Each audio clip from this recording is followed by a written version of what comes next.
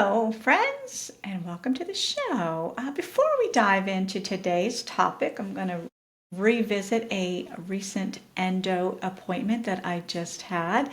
But before we dive in, please take a moment to follow the show. So just hit that plus button at the top wherever you're listening. iTunes or Spotify, you can do that. Leave a review and rate the show. I would love that. And take a minute just to do that.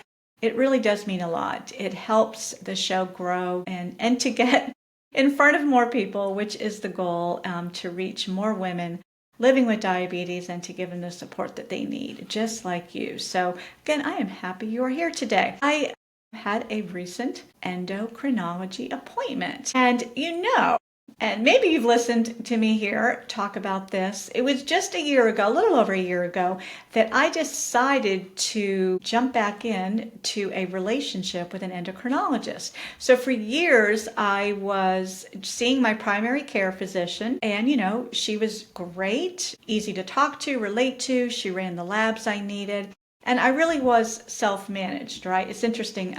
I was with some people at we do a T1D social here in Florida where I live. My husband and I, who also lives in type 1, and we host it once a month. We get together with some people here that also manage it, men, women, all ages. And this kind of came up, how years and years of managing type 1, there is definitely that feeling that we self-manage. We definitely lean on our doctors, need our doctors, but we know the best about how we're feeling, what we need. And that's really what the show is about too, is just to help you advocate and to give you a voice, and just to know that, we are not alone in this. And my community definitely serves that as well. So again, look at the show notes here. You can download a free guide, get on my email list and my weekly newsletter. Stay in touch with this upcoming book that I am writing, The Highs, Lows, and Hormones. So again, you get to stay in the loop on when that comes out. You get early access, and you get all that we're sharing in here every week. I love sending out newsletters with more tidbits and advice, and just sharing stories and relatable things that I know that you will love to hear and be part of. So be sure to do that. And there's also a link here to take advantage of the 14-day free trial. So again, you can come in and join my type 1 and midlife community. This is a membership style of group coaching that I facilitate. And again, check it out. Check out the link right here. If you got any questions, just send me a message over on Instagram at type 1 and midlife. There's a common theme here with the name, isn't it? Good stuff. So I want to talk about my endo appointment. So it was actually a couple weeks ago, so which is kind of good. Sometimes it's good to sit in it after you have the appointment, assess how it went. And there's a part of this that really needed to wait, because, and I'll get into that why that it was good that I waited, because I was waiting for an additional test result to come back so that I could come in here and share about that. So again, I'm very transparent about my health and what I do, what I use, what works, what doesn't work, and that includes hormone replacement. I'm a big advocate of that. I've been on HRT, again, estradiol, progesterone, and testosterone now for 6 years. I can't believe it's been 6 years already. And things are going well with that. So let's dive in. How do we let go of control? And while we're still opening up to the input, and knowing that this is part of the growth, again, we're talking about that relationship with our doctor, because you and I both know that we know our bodies well. Again, we definitely need the expert opinions from our doctors. We treasure their schooling, their education, and in most cases, the doctor I go to, the practice I go to, has a full staff, and they give you everything you need. I feel really, really lucky to have this, and it's close by, and it's something, again, I go twice a year now, and they're really in tune with watching my trends. They're hooked into my CGM. They use the Gluco app. Again, they're the practitioner that is kind of the back door of that, to follow that and obviously look at that while we're sitting and talking. So I do really appreciate all that information. That's something I'm not quite used to, right? Because again, when you go into a family practitioner or primary care, that sort of relatability and access to the data that an endo typically does have is really helpful, right? But this kind of goes into something that kind of points to this, okay? So all business, not too much bedside, not too much, warmth when it comes to most doctors. And that's just, maybe that's why I avoided going or getting reconnected with an endo's practice, was just, again, thinking that I had it all figured out. And in essence, I did. My care stayed steady for many years, just going to a primary care doctor.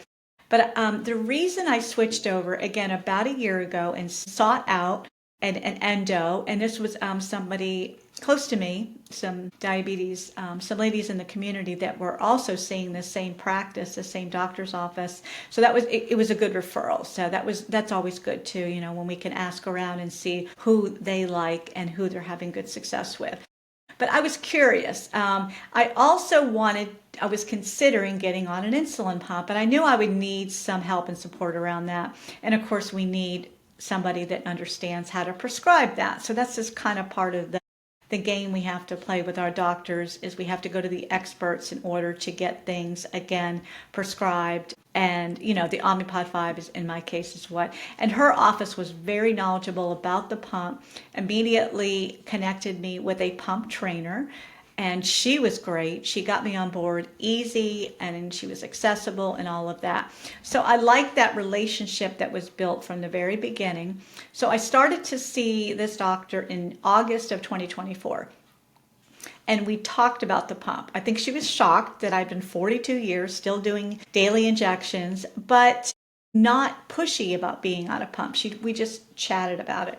And then fast forward, I was able to run into an Omnipod 5 rep at a conference here in Florida in October. And that's when I said, you know what, now's the time. I'm curious. I'm in a good place. My MDI management felt confident. I felt really good about my settings. That's really the perfect time, right? Just to jump over to another system with that same sort of a mindset and just feelings about what you got to do every day, right? What we have to do every day. So that was great. It all worked out. And I was looking for a fresh perspective.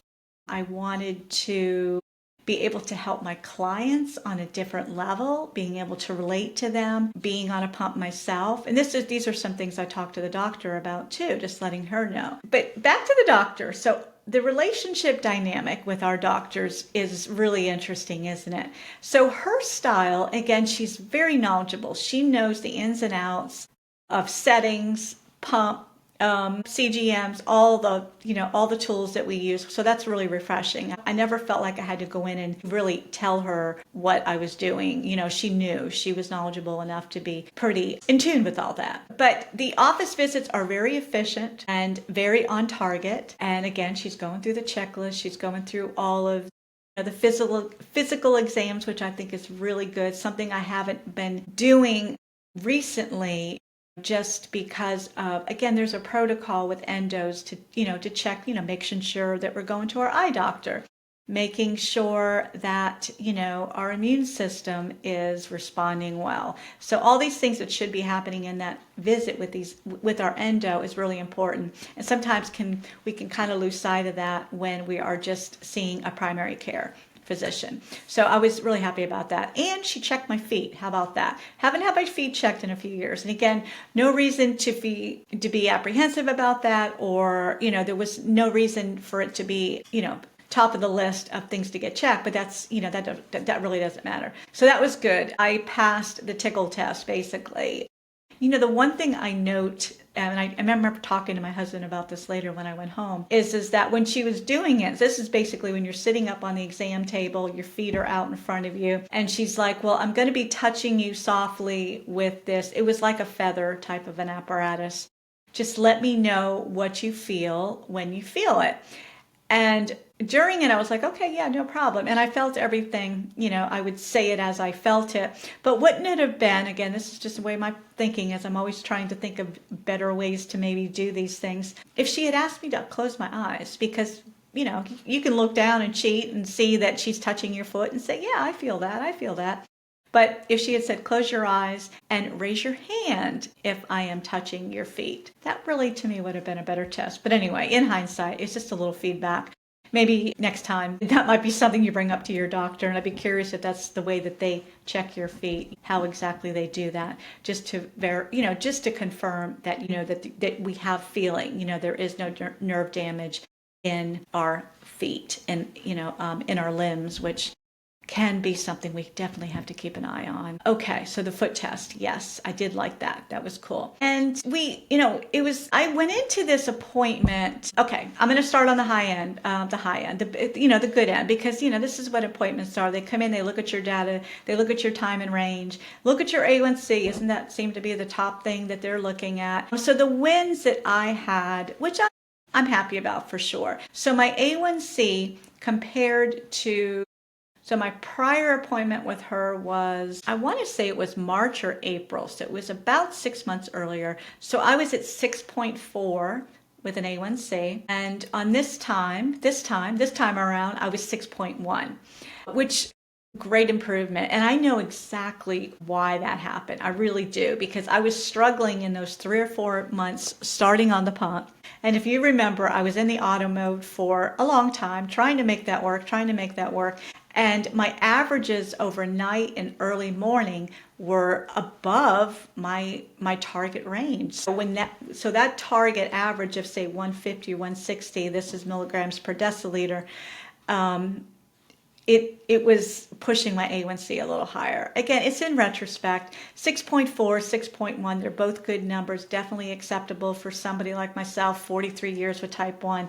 No judgment there. But improvement was seen and felt because, again, I didn't have the frustration of dealing with those morning highs. And the Omnipod 5 has that 110 threshold. So once you get near or at that number, it pauses your insulin delivery. And I was never used to that. I have always been used to, and really my goal is to be between 90 and 110. That's a good safe number. I like to sit there. I feel good. I know that's a good average, again, to keep our A1C in the high 5s, low 6s. Again, that's always been my target. And I have a lifestyle, generally speaking, most days of the week that can support that A1C. Again, this is not comparison. I'm just here sharing what my journey has been and what my expectations are and what I'm working towards, okay? And again, speaking of work, that doesn't come up in our endo's office either. They don't typically ask, how are you doing? Your A1C went from 6.4 to 6.1. How do you think that happened, right? Again, this is another part of being in a community like we have or working with a coach like myself. We get to have those conversations to really unpack what's changed, what's different, what's working now, what's working better, without having any sort of stress around it or pressure around trying to get there every day. Because since switching over to the manual mode, and I'm going to let you know what her response on that was here in just a minute. This is my doctor. I was feeling stressed. My cortisol was higher. My average blood sugar was above range for me, and that didn't feel good. I felt like I was bolusing, a lot of correction bolusing, trying to correct that pause in insulin that was happening throughout the day a little bit, but really more so at night. So that's an observation for me. So when I told her I was in the manual mode, she really didn't have a response. I felt like I wanted to validate it and to affirm this is my choice. It's interesting that she did not tie that to the lower A1C. Again, these are things I can talk to you about. These are things I can talk to other people in the community about. Definitely within my group coaching circle, these are things that we chat about and share. And it's just interesting. It's that disconnect with our doctors. Again, most doctors. I'm only speaking from the relationship that I currently have with this new endo that I'm seeing. Lots to praise. But again, I think it's just being mindful of what we will get when we show up for a visit. And what we probably won't get when we show up for a visit, and just being okay with that. Just feeling okay with that, and knowing that there are some other ways that we can get the support and seek out help and ask questions. So just one of those things, isn't it, about living with this disease? And it's constant. And we don't have any sort of variation from what we have to do every day.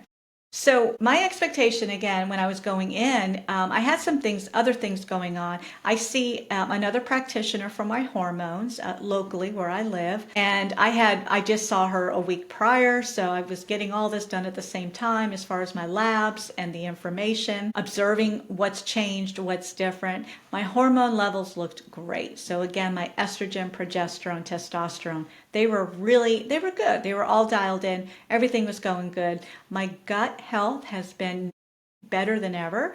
Just a year ago, a little over a year ago, is when I had the skin rashes, the eczema, the psoriasis that was just erupting.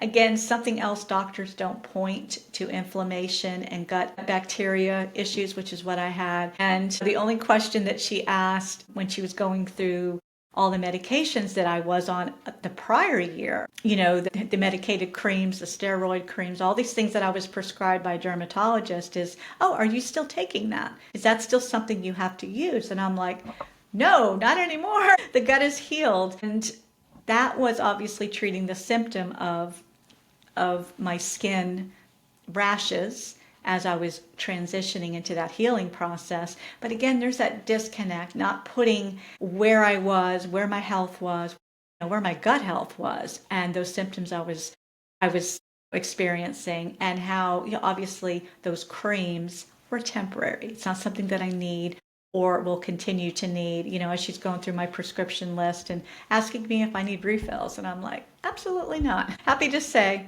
I don't need refills. So one of the things, again, that prompted this, well, obviously this was a checkup. This was my biannual checkup with the labs, all the things we got to do with the labs, was I have been just slowly just kind of gaining a little bit of weight. So unexplained. Again, I've checked all the boxes with everything else, in my routine, and this is a common thing, right? We say, hey, I'm doing all the things. Why am I putting on, in my case, 8 pounds? And it was slow. So within the last 3 or 4 months, it's mostly around the middle, just feeling a little puffy and inflamed. There's the word, inflamed. So what else is causing that? So talking with her about that, and some of the things I'm feeling, again, symptom-wise, a little less energy. Sleeping has been okay, thank goodness, and we know how related sleep is to insulin sensitivity and how we feel and all of those things. But I was just feeling like I wasn't as strong during my workouts. Again, I mentioned I just felt a little thicker around the middle in my waistline. So explaining this to her, and I went in with this, well, this is what's happening. I would like to find out why it's happening. If you have any ideas, I was giving her the opportunity to maybe come up with some ideas. And of course, as a doctor, they are looking at levels. I'm a big believer at looking at what's going on in the body, other systems, other hormone levels that could be driving this weight gain. So she suggested the full thyroid, and I did get that done by the other practitioner. So I did go ahead and get that done. So I had those results with me at the doctor that day talking to the endo. And the one thing that didn't happen, unfortunately, is the full panel was not run. So I only had the TSH, and I think they ran the antibody, but again, the T3 and the T4 was not part of that lab draw. So she insisted. She's like, yeah, this is definitely, we got to get all the tests done. We've got to see the full picture of the thyroid just to see if maybe that is why I'm putting on a little weight. Again, the thyroid gland is really the master gland, and it does affect, again, the energy, and it can drive inflammation, and it can definitely add weight over time.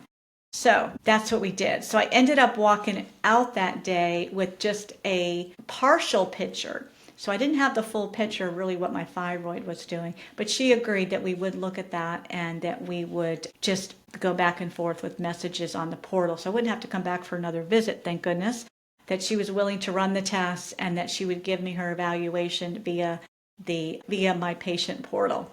Good news there. And another one that she wanted to run was my DHEAS, which is that's part of the hormonal system, and it's linked to testosterone. So, and I understood why she wanted that one tested, because testosterone, excess testosterone can also put on weight. But I wasn't feeling that kind of weight. It's funny how we just know something is just different. I still felt like it was maybe a water retention. Maybe it was just the puffiness, inflammation. I don't know. I couldn't put my finger on it either, but I was thankful that she was willing to talk with me through this. And together we came up with some ideas, some tests that we can run to either confirm or rule out what's happening with my body. So I like the fact that, number one, that she was listening, that I was able to advocate for myself and to search for answers, because we do deserve that. And I will say I'm very thankful to have a good health insurance policy. And it's not perfect. We kind of have a high deductible, but the care is really good. I have a good network of doctors that I can see. Many of my lab tests that I ran are covered by my insurance. So really thankful. I don't take any of that for granted. I know many of you may stumble with that, or not stumble, but may have struggles with that.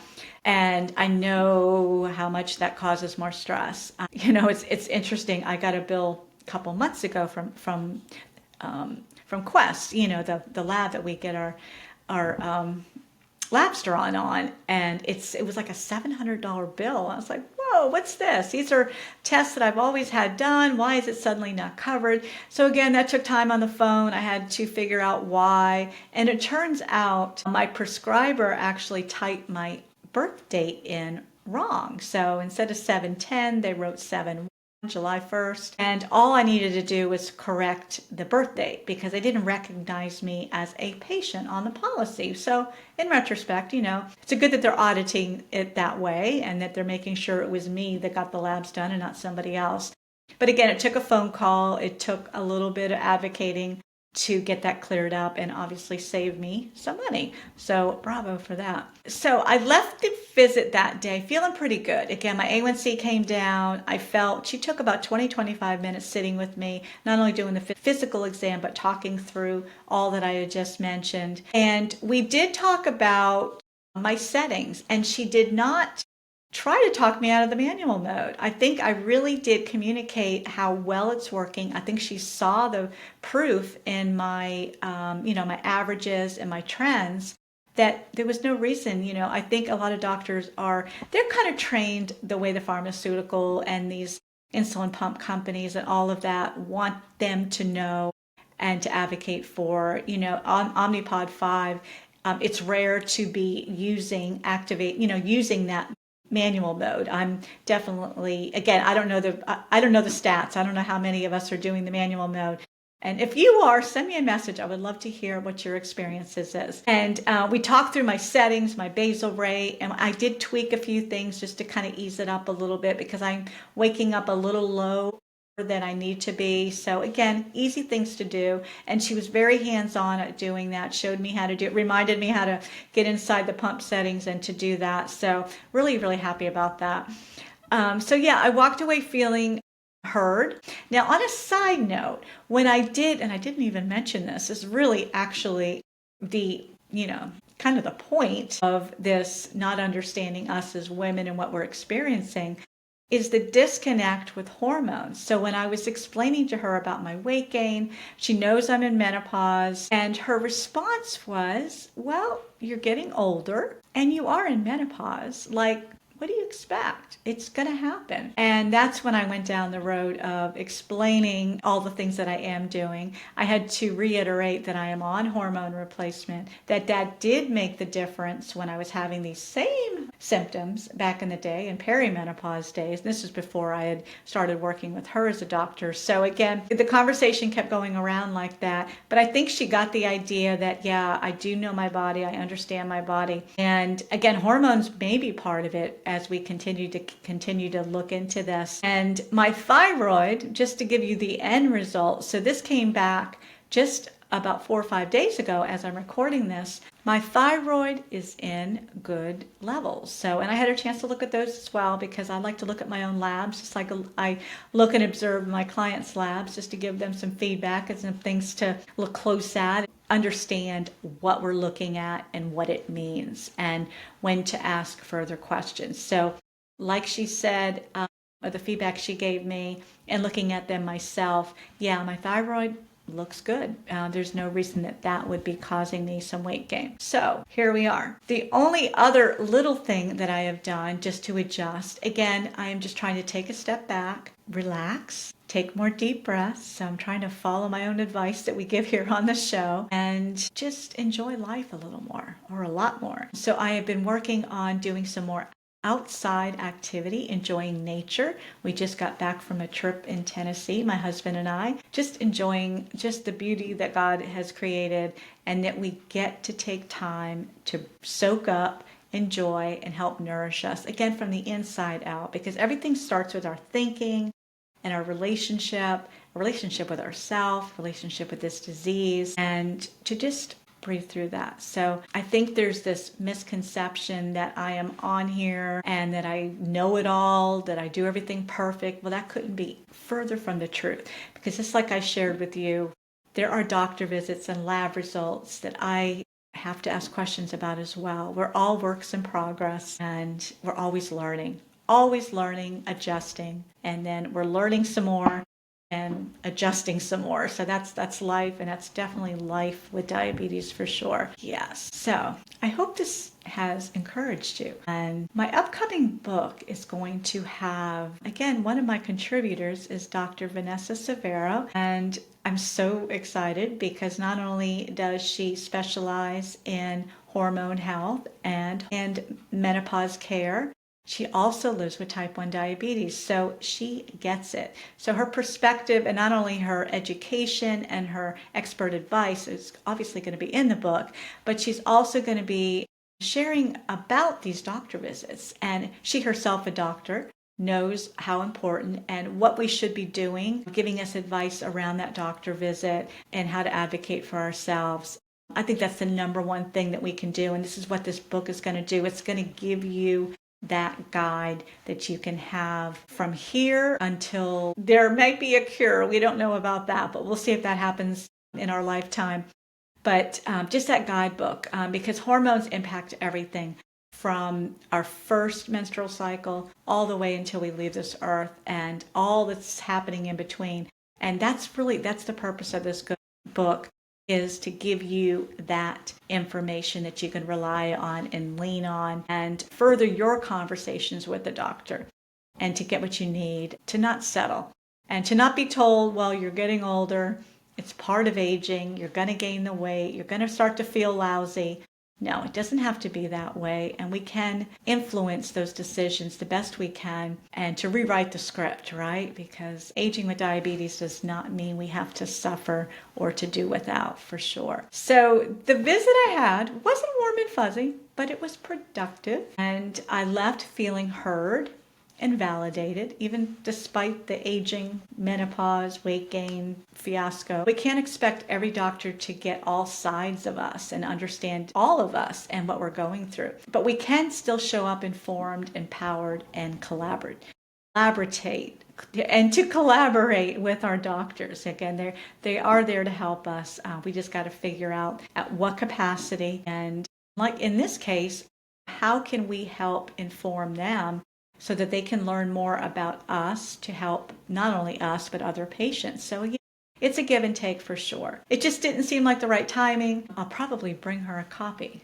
So something she can share with her patients and something she can open up and learn more about, again, how impactful hormones are with the day-to-day management as we're aging. So just a takeaway today too.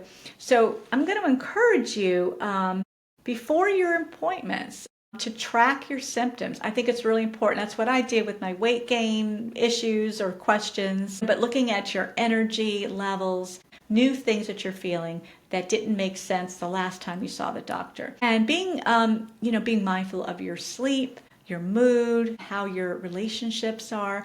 I know we're not always going to get that, again, that warm and fuzzy feedback from the doctor about life with diabetes and what we really have to go through every day. But see what you can do with that. See if that can be part of your conversation as you're looking at that A1C, and if you can share on any sort of level with them about how it is for you to manage every day, and just to kind of open up that space with the doctor. I think it's real important. Another thing to consider is the labs. Are they running all the labs that you think you need to run? Again, this is all within context of where you are, your age, if you have maybe other autoimmunes that you are being medicated with. Something that is really coming up with even friends that I have that are on thyroid medicine is that they've been on the same dose for years, which, okay, well, maybe it worked when they were first diagnosed, but are they looking at the full panel? Even though you're on thyroid medicine, the doctor just prescribes it and says, okay, you're good to go. But things change, hormones change, life changes, stress changes. And that impacts our ability to utilize that medicine and, again, to help our thyroid and to reach those optimal levels. So pay attention to the symptoms and don't be afraid to ask for more help, or in this case, a full thyroid panel and or any other test that might better serve kind of painting the picture on really what's going on with how you feel. And celebrate the progress. I came in here and I celebrated, hey, I'm at a 6.1. And how much, believe it or not, having a lower A1C is actually reducing my stress. It is not something that is causing me more pressure or commitment. Have my hands on what I'm doing with my settings and my choice to be in manual mode as opposed to auto mode on the Omnipod 5, and celebrating that it's working. I've found a way to do it. It's working now.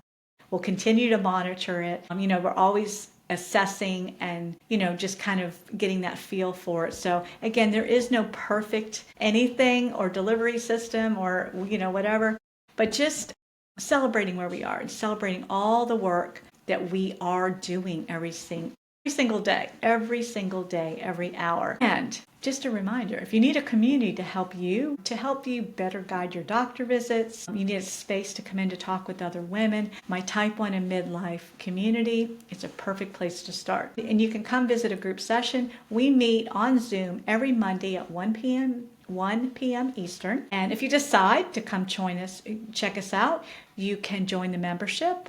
That could be your next step. But just come in, say hello, meet the ladies, and see what you learn. And here's what to expect in our weekly flow. We also have a group messaging. It's kind of like a chat box.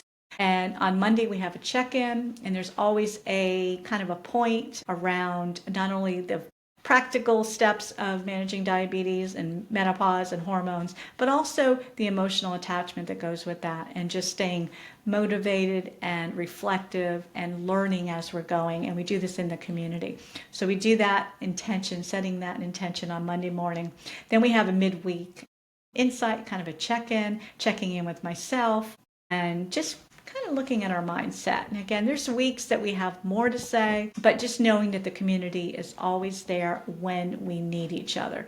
And then Friday is our reflection day. Just looking back at the week, it's just a gentle moment to celebrate your progress, not trying to chase perfection. We're just observing where we are, what we need. And again, it's not, the community needs you just as much as you may need the community. So that, I think, is the best thing that we have going for us, is you realize how many other women can help you, but how much you can help them, because we need each other. We can't do this disease alone.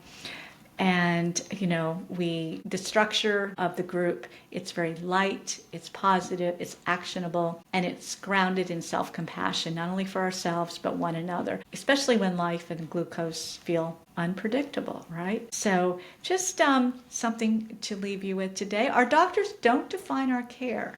We do. We really do. But having a relationship with our doctor where we can be both honest and curious and proactive makes all the difference. You've got this, and we are here for each other. I hope this has filled you with hope and that you have an action step. So come visit me over on Instagram again, or hop over to my website and say hello.